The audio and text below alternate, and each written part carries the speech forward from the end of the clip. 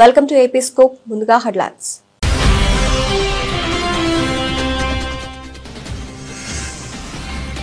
Russia అధ్యక్షుడు Putin ఆసక్తికర వ్యాఖ్యలు. రష్యా చమురు కొనుగోలుపై భారత్కు ట్రంప్ ఊరట ఇవ్వొచ్చని వెల్లడి.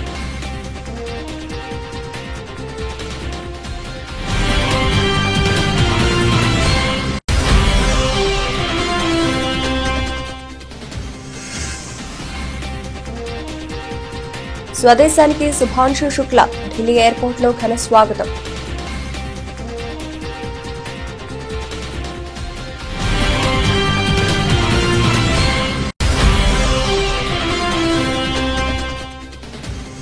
భారత గగన తలానికి సుదర్శన చక్రం. ఇక శత్రువుల ఆటలు సాగవు. 2035 నాటికి దేశంలోని అన్ని కీలక ప్రాంతాలకు భద్రత.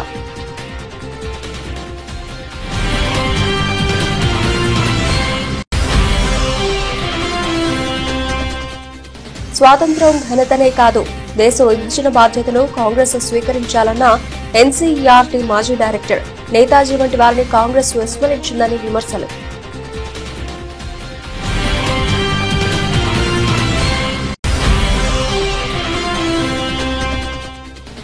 కృష్ణ భగవానుడి ఆశీస్సుల కారణంగానే ప్రజా సమస్యలను పరిష్కరిస్తున్నానన్న సీఎం రేవంత్ రెడ్డి.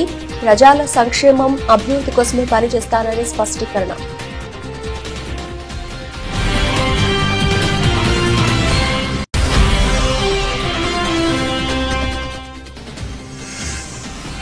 సీఎం చంద్రబాబు ప్రజలను ఘోరంగా మోసం చేశారంటూ వైఎస్ షర్మిల ఆరోపణలు.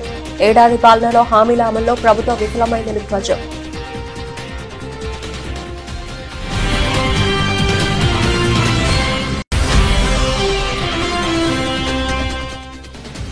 ఉచిత ప్రయాణం పేరుతో మహిళలను దారుణంగా మోసం చేశారంటూ వైసీపీ ఎమ్మెల్సీ సంచలన వ్యాఖ్యలు. 16 రకాల బస్సుల్లో కేవలం 5 రకాల బస్సులు మాత్రమే ఉచిత ప్రయాణం అని కళ్యాణి మండిపాటు.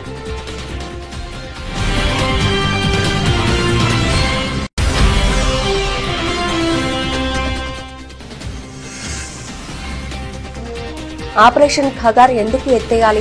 సీఎం రేవంత్, మాజీ సీఎం కేసీఆర్లను ప్రశ్నించిన కేంద్ర మంత్రి బండి సంజయ్.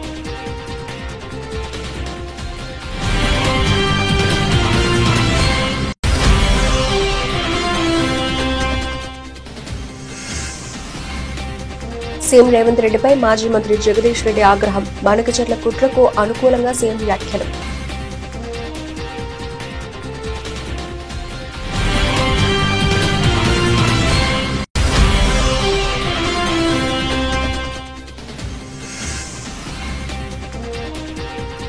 స్టాలిన్ రిలీజ్. మెగా అభిమానులకు చిరు స్పెషల్ వీడియో.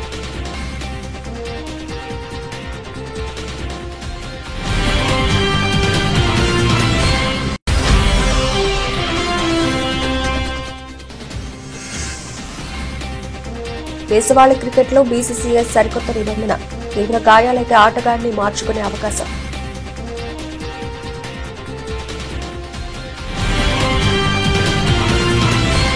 అమెరికా రష్యా సంబంధాలపై రష్యా అధ్యక్షుడు వ్లాదిమిర్ పుతిన్ ఆసక్తికర విషయాలు వెల్లడించారు. అలస్కాలో జరిగిన శిఖరాగ్ర సమావేశం సందర్భంగా పుతిన్ మాట్లాడుతూ ట్రంప్ పరిపాలనలో అమెరికా రష్యా మధ్య ద్వైపాక్షిక వాణిజ్యం 20% పెరిగిందని ఆయన తెలిపారు.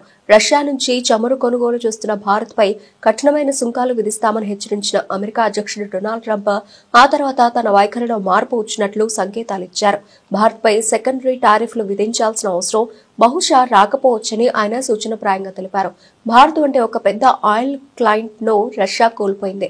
నేను సెకండరీ టారిఫ్ విధిస్తే అది వారికి చాలా నష్టాన్ని కలిగిస్తుంది. అవసరమైతేనే ఆ పని చేస్తాను. బహుశా చేయాల్సిన అవసరం రాకపోవచ్చు అని ఆయన పేర్కొన్నారు. ముందుగా ప్రకటించిన ప్రకారం రష్యా నుంచి ఇంధనం కొనుగోలు చేస్తున్నందుకు భారత్ పై 25% సుంకాలు ఆగస్టు 27 నుంచి అమలులోకి రావాల్సి ఉంది. అంతర్జాతీయ అంతరిక్ష కేంద్రంలో గడిపిన తొలి భారతీయ వ్యోమగామిగా చరిత్ర సృష్టించిన గ్రూప్ కెప్టెన్ శుభాంశు శుక్లా స్వదేశానికి చేరుకున్నారు. ఆదివారం తెల్లవారుజామున 2 గంటల సమయంలో న్యూఢిల్లీ విమానాశ్రయంలో దిగిన ఆయనకు కేంద్ర మంత్రి జితేంద్ర సింగ్, ఢిల్లీ ముఖ్యమంత్రి రేఖా గుప్తా, ఇస్రో చైర్మన్ వి నారాయణన్ ఘన స్వాగతం పలికారు. యాక్సియం 4 మిషన్ విజయవంతం తర్వాత శుభాంశు శుక్లా భారత్ రావడం ఇదే మొదటిసారి. ఆదివారం ప్రధానమంత్రి నరేంద్ర మోదీని కలిసే అవకాశం ఉంది.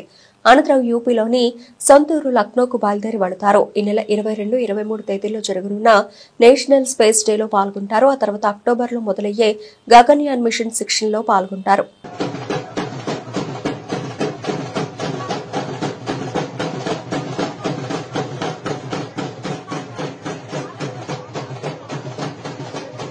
భారత రక్షణ వ్యవస్థలో సరికొత్త అధ్యాయానికి తెరలేచింది.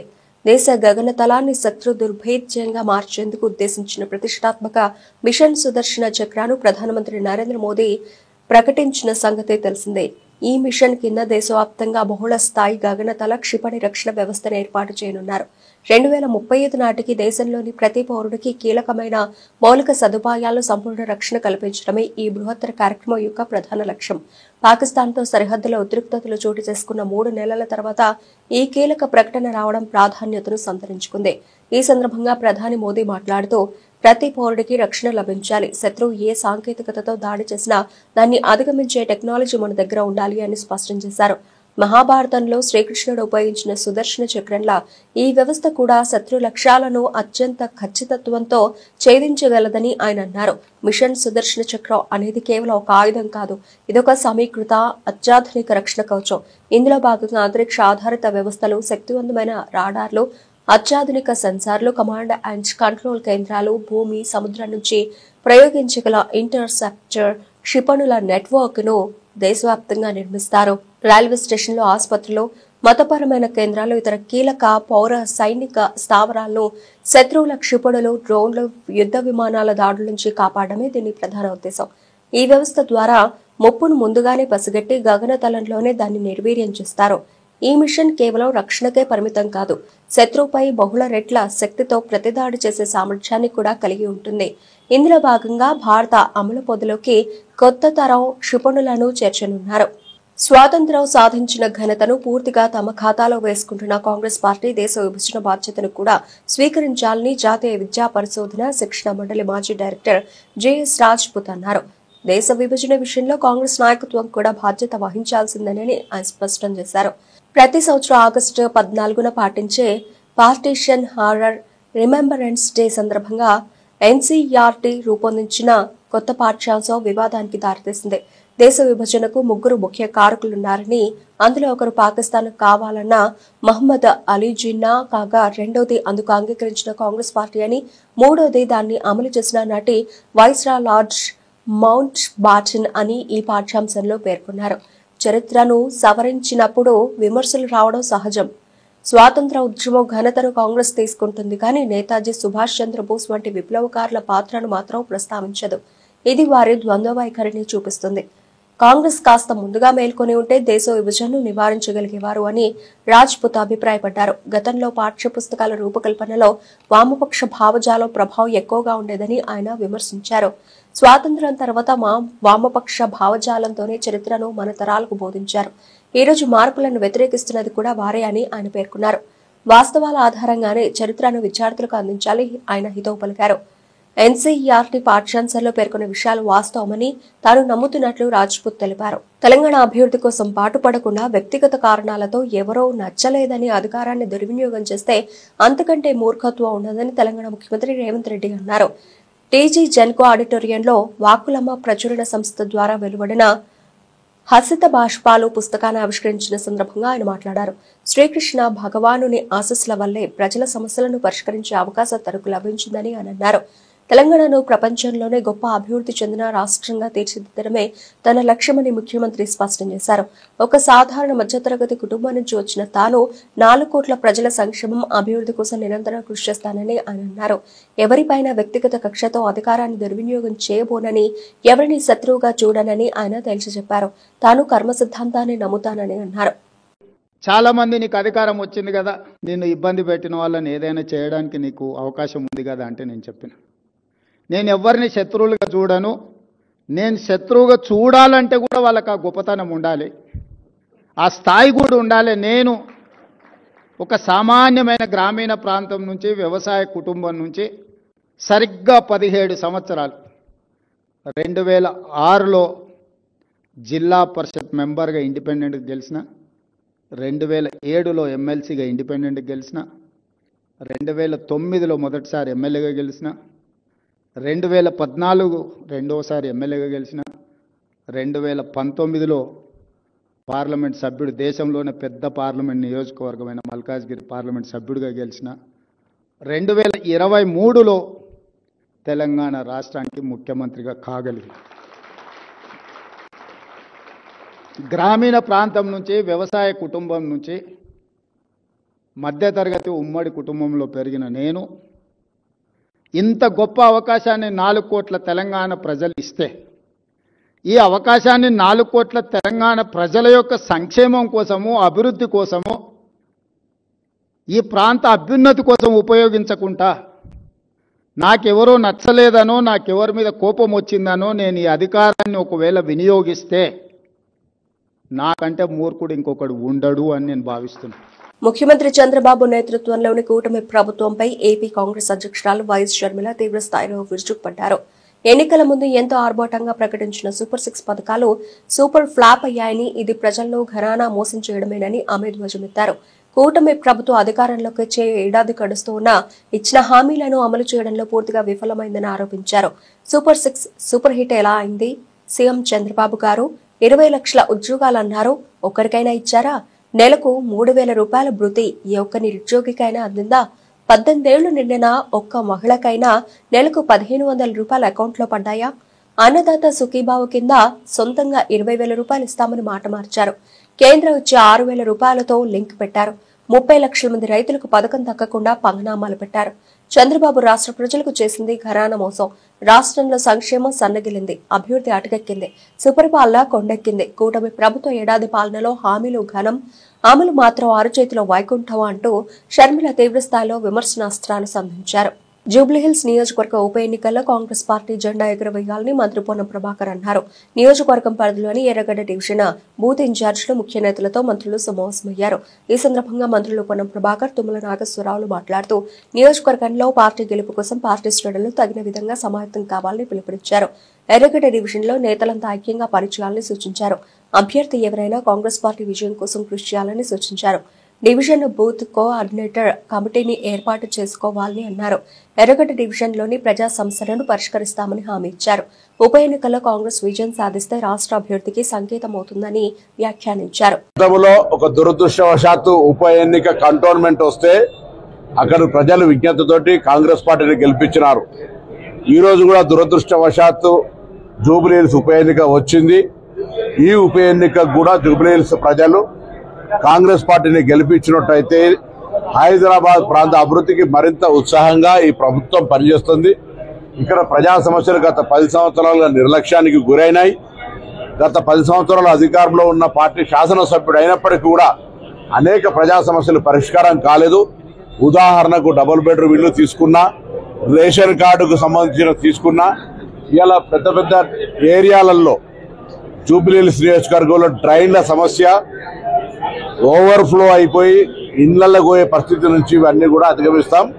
తప్పకుండా జూబ్లీహిల్స్ ప్రజలను రాష్ట్ర ప్రభుత్వం ఇన్ని కార్యక్రమాలు చేస్తున్న దృష్ట్యా కాంగ్రెస్ పార్టీని ఆశీర్వదించే విధంగా కార్యాచరణ తీసుకుపోవాలని కోరుతూ కాంగ్రెస్ పార్టీ కార్యకర్తలందరినీ కూడా సమన్వయపరుస్తూ ముందుకుగా తుమ్మల నాగేశ్వరరావు గారు, డాక్టర్ వివేక్ గారు, నేను ఇన్ఛార్జ్ మంత్రులుగా, కొంతమంది కార్పొరేషన్ చైర్మన్లము పార్టీ క్రియాశీలకంగా సమాయత్తం చేస్తూ పోతా ఉన్నాం.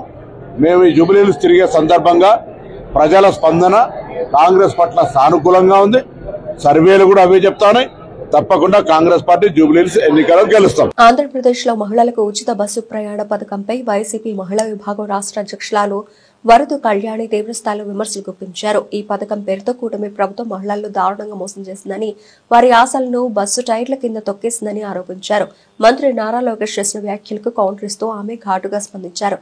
దుర్గమ్మ పాదాల చెంత చంద్రబాబు, పవన్ కళ్యాణ్, లోకేష్ కలిసి మహిళలను వంచారని ఆమె మండిపడ్డారు. రాష్ట్రంలో ఏపీఎస్ఆర్టీసీకి 16 రకాల బస్సులు ఉంటే కేవలం 5 రకాల బస్సుల్లో అది కొన్ని ప్రాంతాలకే ఉచిత ప్రయాణాన్ని పరిమితం చేశారని విమర్శించారు.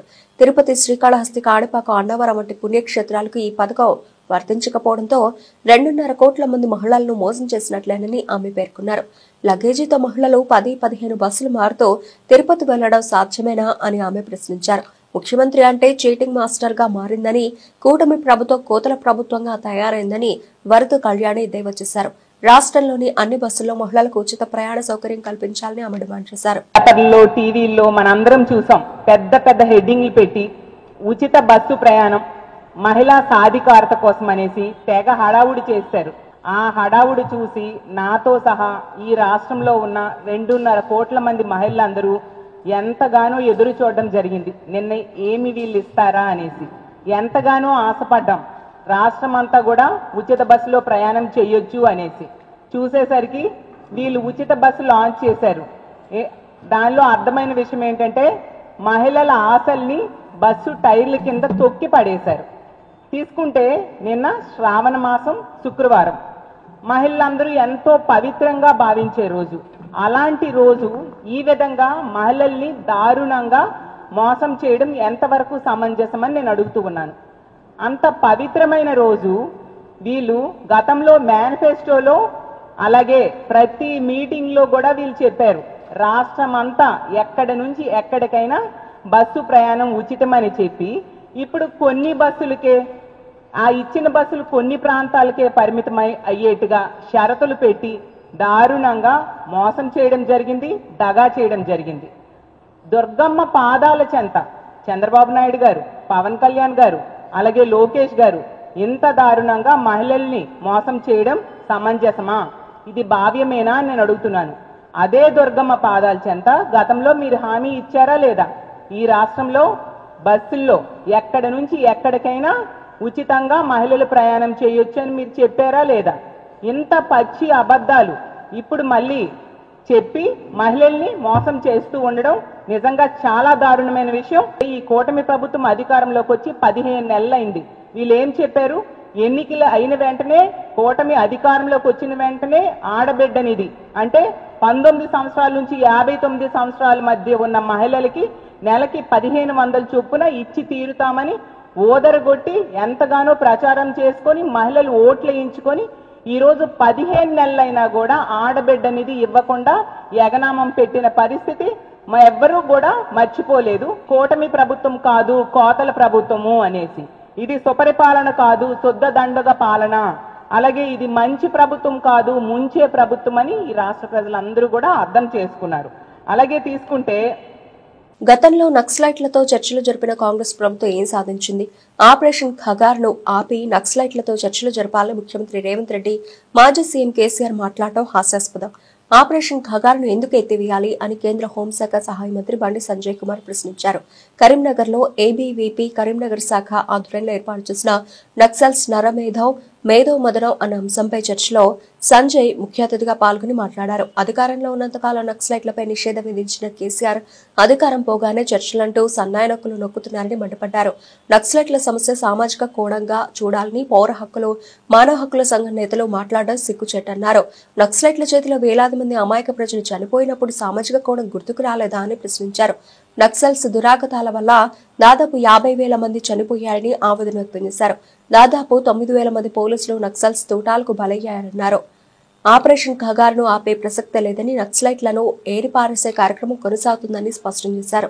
నక్సలైట్ల దేశభక్తులు అని చెప్పి ఇవాళ సమాజంలో కూడా చూపెట్టే ప్రయత్నం కొంతమంది అర్బన్ నక్సల్స్ పేరుతో చేస్తా ఉన్నారు.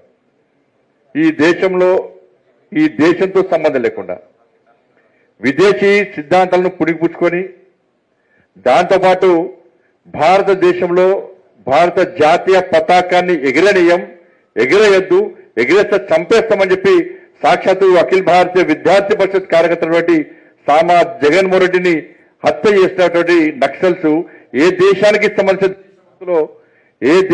సంబంధించిన దేశభక్తులు స్పష్టం చేసే అవసరం ఉంది. ఈ దేశ సిద్ధాంతాలు కావు, ఈ దేశం జాతీయ పథకం ఎగిరేద్దంటారు, ఎగిరేస్తే చంపేస్తామంటారు, చంపుతారు. వీళ్ళు ఏ దేశం కోసం పనిచేస్తున్నారు, ఏ దేశ సిద్ధాంతం కోసం పనిచేస్తున్నారు, వీళ్ళు ఏ దేశానికి సంబంధించిన దేశభక్తులు, దాని మీద చర్చ జరగాల్సిన అవసరం ఉంది. ఇవన్నీ చూసిన తర్వాతనే నరేంద్ర మోడీ ప్రభుత్వం చాలా కఠినంగా వ్యవహరిస్తూ ఎట్టి పరిస్థితుల్లో నక్సలిజాన్ని ఉపేక్షించే పరిస్థితి లేదు. నక్సలిజాన్ని తప్పకుండా రూపుమాపుతాం, నక్సలిజాన్ని అంతం చేస్తామని చెప్పి ఇలా ఒక సంకల్పం తీసుకొని వాళ్ళ దేశవ్యాప్తంగా ఆపరేషన్ కగార్ లాంటి ఆపరేషన్ చేస్తున్న విషయాన్ని మనం గుర్తుంచుకోవాల్సిన అవసరం ఉంది. ఇలా 67లో ప్రారంభించినటువంటి నక్సల్బరీ ఉద్యోగంతో ప్రారంభించినటువంటి నక్సలిజం ఇవాళ భారతీయ జనతా పార్టీ ప్రభుత్వం ఏర్పడకముందు, కాంగ్రెస్ పార్టీ ప్రభుత్వం ఉన్నప్పుడు ఈ దేశంలో దాదాపు 220 జిల్లాలో ఉన్నటువంటి నక్సలిజం ఈ రోజు భారతీయ జనతా పార్టీ ప్రభుత్వం ఏర్పడిన తర్వాత, నరేంద్ర మోడీ గారి ప్రభుత్వం ఏర్పడిన తర్వాత కేవలం 12 జిల్లాలకు మాత్రమే పరిమితమైంది. ఇప్పుడు ఉన్నటువంటి పరిస్థితుల్లో కేవలం 1-2 రాష్ట్రాలకే పరిమితమైంది. నెక్స్ట్ మార్చి వరకు ఎట్టి బస్సులో నక్సలిజం అన్నది ఈ దేశంలో కనపడకుండా పోతుంది అని 100% వాస్తవం. ఇప్పటి వరకు నక్సలిజం సాధించింది ఏంటంటే శూన్యం.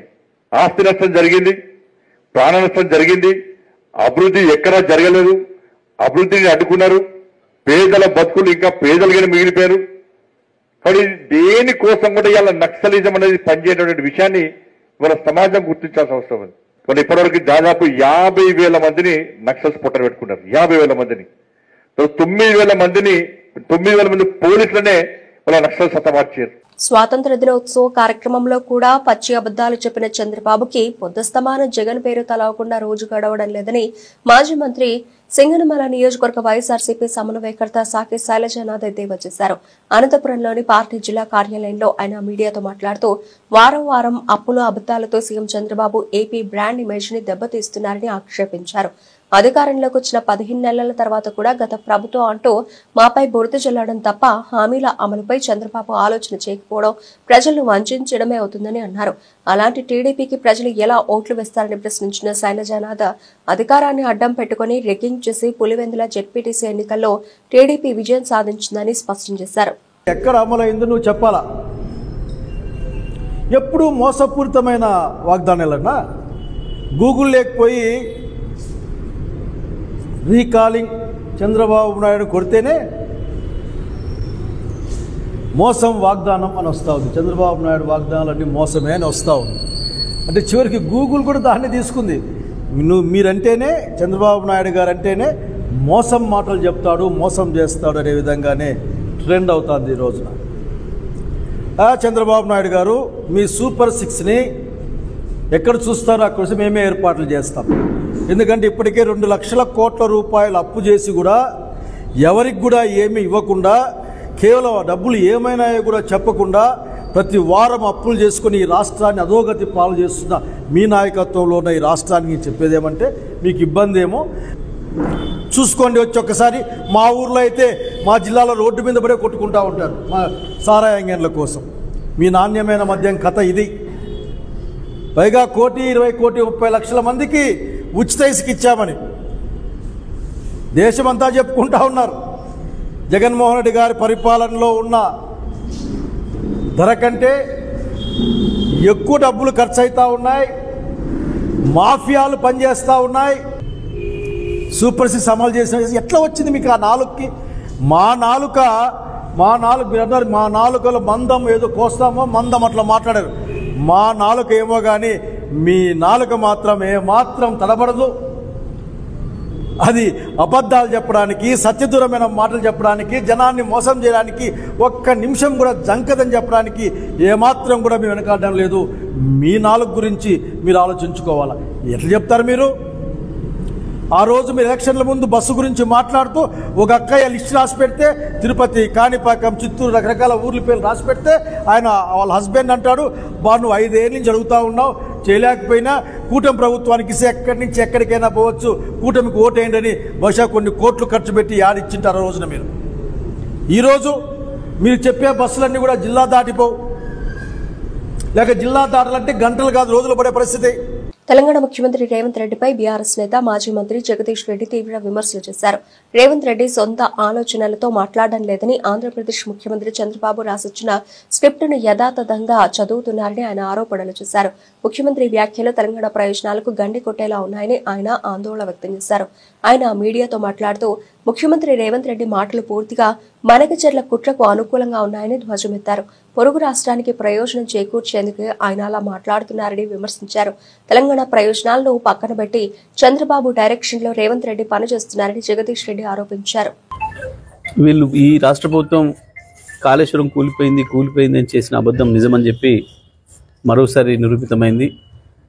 మనం నందిమేడారం పంపులో ఆన్ చేసి మిడ్మానర్కి ఎట్లయితే నీళ్ళు తెచ్చిండ్రో అక్కడి నుండి గతంలో మల్లెన సాగర్కి అక్కడి నుండి కొండపోచమ్మ కూడా ఏదైతే నీళ్ళు తీసుకొచ్చిండ్రో అదే పద్ధతుల్లో సూర్యాపేట జిల్లా కూడా నీళ్ళు తీసుకురావాల్సిన బాధ్యత ఇరిగేషన్ మంత్రి గారి పైన ముఖ్యమంత్రి గారి పైన ఉంది. ఇక్కడ ప్రజలు ఇవాళ ఏదైతే పెద్ద ఎత్తున వ్యవసాయం సాగు చేసుకున్నారో వరితో పాటు ఇతర పంటల్ని వాటిని కాపాడాల్సిన బాధ్యత ఈ రాష్ట్ర ప్రభుత్వం పైన ఉంది. ప్రత్యేకించి సూర్యాపేట జిల్లాలో గత వారం 10 రోజులుగా కురుస్తున్న వర్షాల వల్ల సాగు పెరిగింది. ఇప్పుడు మళ్ళీ మరి దీనికి సరిపోయే పద్ధతుల్లో నీళ్లు ప్రభుత్వం ఇస్తుందని ఆశించే రైతులు పెట్టుబడి పెడుతున్నారు. దానిపైన ప్రభుత్వం స్పష్టత ఇవ్వాల్సిన బాధ్యత ఉంది. కానీ దురదృష్టవశాత్తు నిన్న చంద్రబాబు నాయుడు రేవంత్ రెడ్డి గారి ఇద్దరు అవగాహన ఉపన్యాసాలని విన్నాం. ఎంత స్పష్టమైన అవగాహనతో ఉన్నారో ఇద్దరు కూడా. బనకచెర్ల కట్టి తీరుతామని, బనకచెర్లలో ఏదో వృధా జలాలు, సముద్రం పోయే జలాలు మా మీద చెల్లిపోతున్నాయి, మేము వరదలు భరితంగా నీళ్లు వాడుకోమా అని చెప్పేసి మాట్లాడుతున్నాడు చంద్రబాబు నాయుడు. రేవంత్ రెడ్డి మాత్రం ఆ విషయాన్ని వదిలిపెట్టి మళ్ళీ కాళేశ్వరం లేనే లేదు అని ఏదైతే చెప్పిండో ఇది కేవలం బనకచెర్ల కొరకే. చంద్రబాబు నాయుడు ఉపన్యాసానికి మద్దతుగానే రేవంత్ రెడ్డి గారు మాట్లాడారు తెలంగాణ ముఖ్యమంత్రిగా. 2 వేర్వేరు ఉపన్యాసాలు కావు, ఒకటి పోటీ ఉపన్యాసాలు కావు. చంద్రబాబు మాట్లాడిన దానికి సపోర్ట్గానే రేవంత్ రెడ్డి మాట్లాడాడు. కాళేశ్వరం ఉన్నది, కాళేశ్వరం నుంచి మేము 240 టీఎంసీల నీళ్లు వాడుతున్నాం, అందుకే గోదావరిలో చుక్క నీళ్లు కూడా లేవు, ఎట్టి పరిస్థితుల్లో కూడా బనకచెర్ల కట్టడానికి వీలు లేదు అని చెప్పాల్సింది రాష్ట్ర ప్రభుత్వం. అగ్ర కథానాయకుడు మెగాస్టార్ చిరంజీవి హీరోగా తమిళ దర్శకుడు ఆర్ మురుగదాస్ దర్శకత్వంలో తెరకెక్కిన సూపర్ హిట్ చిత్రం స్టాలిన్. చిరంజీవి సొంత బ్యానర్ అయిన అంజనా ప్రొడక్షన్ బ్యానర్ లో ఈ సినిమా విడుదల కాగా 2006లో విడుదలై బాక్సాఫీస్ వద్ద మంచి విజయం సాధించింది. అయితే తాజాగా ఈ సినిమాను 19 ఏళ్ల తర్వాత మళ్లీ రీరిలీజ్ చేయబోతున్నారు మేకర్స్. ఆగస్టు 22న మెగాస్టార్ బర్త్డే సందర్భంగా ఈ మూవీని రిలీజ్ చేయబోతున్నట్లు చిత్ర బృందం ప్రకటించింది. ఈ సందర్భంగా మెగా అభిమానులను ఉద్దేశించి చిరు ఒక ప్రత్యేక వీడియోను పంచుకున్నారు. ఇన్ని సంవత్సరాల తర్వాత తిరిగి మళ్లీ నా పుట్టినరోజున అంటే ఈ ఆగస్టు 22న మీ ముందుకు తీసుకురావడానికి ఆ చిత్ర నిర్మాత నా తమ్ముడు నాగబాబు అన్ని రకాలుగా సిద్ధం అవుతున్నాడు. ఈ సినిమా నాకు చాలా ప్రత్యేకం. ఎందుకంటే ఇది ఒక మంచి సందేశాన్ని సమాజానికి అందించింది. ఒక వీర జవాన్గా దేశ సరిహద్దుల్లో ఉన్న శత్రులతో పోరాటం కాదు, దేశం లోపల ఉన్న శత్రులతో యుద్ధం చేయాల్సిన అవసరం ఎంతైనా ఉందని తెలుసుకుని ఈ సమాజంలో అంతర్యుద్ధం చేయడానికి తలపెట్టినటువంటి ఒక సామాజిక స్పృహ కలిగిన పౌరుడిగా మారతాడు ఈ చిత్ర హీరో స్టాలిన్. ఈ సొసైటీలో తాను చేస్తున్న మంచి వల్ల ప్రయోజనం పొందినటువంటి వాళ్ళు తనకి కృతజ్ఞత చెప్పడం కాకుండా అలాంటి మంచి పనే మరో ముగ్గురికి చేసి ఆ ముగ్గురిని మరో ముగ్గురికి చేసుకుంటూ వెళ్ళాలి అని ఒక చక్కటి సందేశాన్ని, మంచిని ప్రబోధించే ప్రయోగం ఇందులో చాలా గొప్పగా చెప్పబడింది. ఈ తరం ప్రేక్షకులకు వినోదమే కాదు, సమాజం పట్ల బాధ్యత కూడా ఉండాల్సిన అవసరం ఎంతైనా ఉందని తెలియజెప్పిన చిత్రం ఈ స్టాలిన్. అలాగే ఈ చిత్రం నటించిన ఖుష్బు, త్రిష, అలాగే ఇతర సాంకేతిక నిపుణులకు, ముఖ్యంగా స్వరబ్రహ్మ మనీష్ శర్మకు, డైరెక్టర్ ఏఆర్ మురుగదాస్ కు, అలాగే కెమెరా చోటకే నాయుడుకు, నా తమ్ముడు నాగబాబుకి నా హృదయపూర్వక అభినందనలు. అలాగే ఈ చిత్రం మీ అందరికీ ఒక మంచి చిత్రం, మంచి అనుభూతిని ఇస్తుందంటూ ఎలాంటి సందేహం లేదని ముఖ్యంగా నమ్ముతూ ఆశిస్తున్నాను. ధన్యవాదాలు. భారత క్రికెట్ లో ఒక ముఖ్యమైన మార్పు చోటు చేసుకోనుంది. ఇటీవల రిషబ్ పంత్ వంటి కీలక ఆటగాళ్లు తీవ్రంగా గాయపడి జట్టుకు దూరం అవడంతో టీంలు నష్టపోకుండా ఉండేందుకు భారత క్రికెట్ కంట్రోల్ బోర్డు ఒక కొత్త నిబంధనను ప్రవేశపెట్టింది. దీన్ని సీరియస్ ఇంజురీ రీప్లేస్మెంట్ గా పిలుస్తున్నారు. ఈ నియమం 2025-26 దేశవాళీ సీజన్ నుంచి అమల్లోకి రానుంది. ఇటీవల ఇంగ్లాండ్తో జరిగిన అండర్సన్ టెండూల్కర్ ట్రోఫీ సిరీస్లో భారత ఆటగాడు రిషబ్ పంత్ పాదానికి ఫ్రాక్చర్ కావడం, ఇంగ్లాండ్ ఆటగాడు క్రిస్ వోక్స్ భుజం డిస్లొకేషన్ కు గురి కావడంతో ఇరు జట్లు 10 మందితోనే ఆడాల్సి వచ్చింది. ఇలాంటి పరిస్థితులను నివారించేందుకే ఈ కొత్త రూల్ను తీసుకొచ్చారు. ఇప్పటికే కంకషన్ కోసం రీప్లేస్మెంట్ నిబంధన ఉన్నప్పటికీ ఇతర తీవ్ర గాయాలకు ఆ అవకాశం లేదు. ఆట మధ్యలో ఎవరైనా ఆటగాడు బంతి తగలడం వల్ల ఎముక విరగడం, తీవ్రమైన కోత లేదా కీలు స్థానభ్రంశం వంటి గాయాల పాలైతే అతని స్థానంలో సమాన నైపుణ్యం ఉన్న మరో ఆటగాడిని తీసుకునేందుకు ఈ నిబంధన వీలు కల్పిస్తుంది. బులెటిన్ ముగించే ముందు హెడ్లైన్స్ మరోసారి.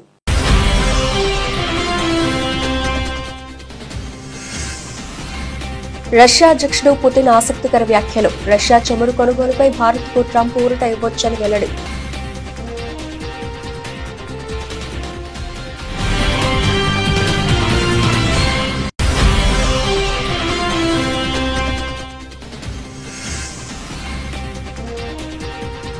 స్వదేశానికి శుభాంశు శుక్ల ఢిల్లీ ఎయిర్పోర్ట్లో ఘన స్వాగతం.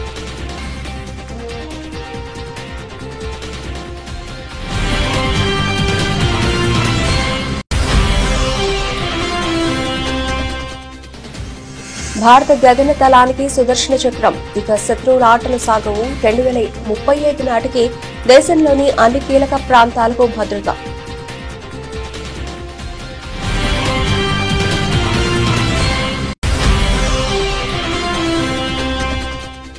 స్వాతంత్ర్యం ఘనతనే కాదు, దేశ విభజన బాధ్యతను కాంగ్రెస్ స్వీకరించాలన్న ఎన్సీఈఆర్టీ మాజీ డైరెక్టర్. నేతాజీ వంటి వారిని కాంగ్రెస్ విస్మరించిందని విమర్శలు.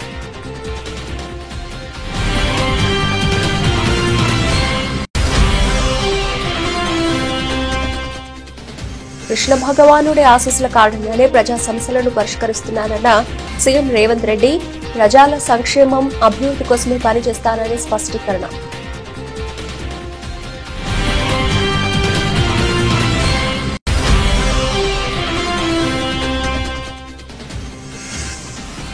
సీఎం చంద్రబాబు ప్రజలను ఘోరంగా మోసం చేశారంటూ వైఎస్ షర్మిల ఆరోపణలు. ఏడాది పాలనలో హామీల అమల్లో ప్రభుత్వం విఫలమైందని ధ్వజం.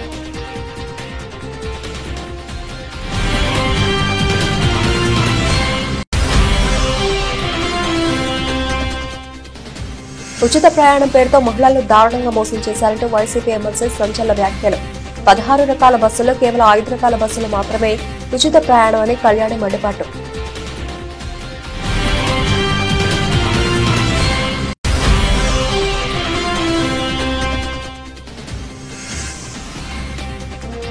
ఆపరేషన్ ఖగార్ ఎందుకు ఎత్తేయాలి?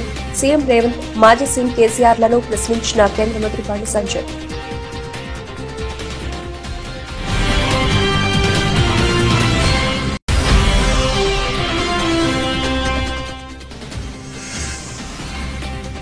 సీఎం రేవంత్ రెడ్డిపై మాజీ మంత్రి జగదీష్ రెడ్డి ఆగ్రహం. బాణకచర్ల కుట్రకు అనుకూలంగా సీఎం వ్యాఖ్యలు.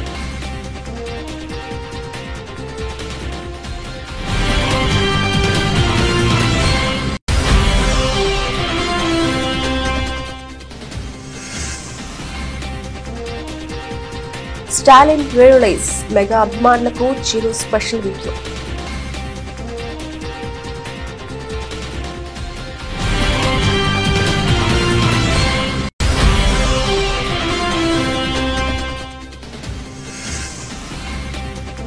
దేశవాళీ క్రికెట్లో బీసీసీఐ సరికొత్త నిబంధన.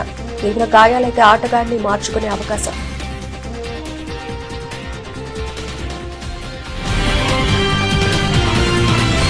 ఇవి ఇప్పటివరకు నవలసిన అప్డేట్స్. మరిన్ని అప్డేట్స్ తో మళ్ళీ కలుద్దాం. అంతవరకు సెలవు. నమస్తే.